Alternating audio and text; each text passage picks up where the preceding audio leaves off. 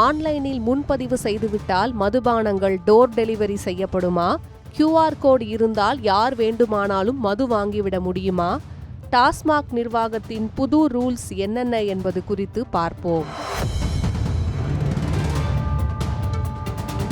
தமிழகத்தில் உள்ள டாஸ்மாக் கடைகளில் மது பாட்டில்களுக்கு நிர்ணயிக்கப்பட்ட அதிகபட்ச சில்லறை விலையை விட கூடுதலாக 10 ரூபாய் வசூலிக்கப்படுவதாக தொடர்ந்து புகார்கள் எழுந்து வந்தன. இதனை தடுக்கும் வகையிலும் கடைகளில் நீண்ட நேரம் வரிசையில் காத்திருப்பதை தவிர்க்கும் பொருட்டும் தமிழக அரசு மற்றும் டாஸ்மாக் நிர்வாகம் சார்பில் இணைய வழி முன்பதிவு திட்டம் புதிதாக அமல்படுத்தப்பட்டுள்ளது.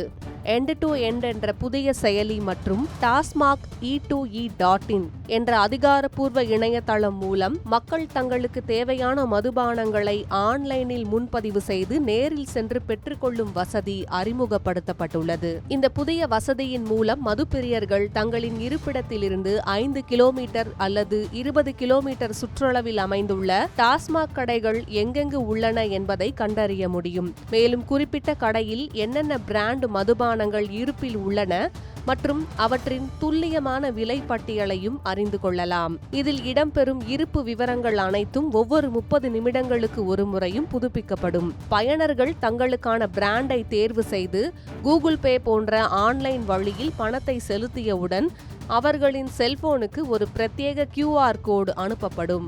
அந்த குறியீட்டை சம்பந்தப்பட்ட டாஸ்மாக் கடையில் காண்பித்து எந்தவித கூடுதல் கட்டணமும் இன்றி குறித்த MRP விலையிலேயே மது பாட்டிலை பெற்றுக்கொள்ளலாம். இந்த இணையதளத்தை பயன்படுத்த விரும்புபவர்கள் முதலில் 21 வயது அல்லது அதற்கு மேற்பட்டவர் என்பதை உறுதிப்படுத்த வேண்டும்.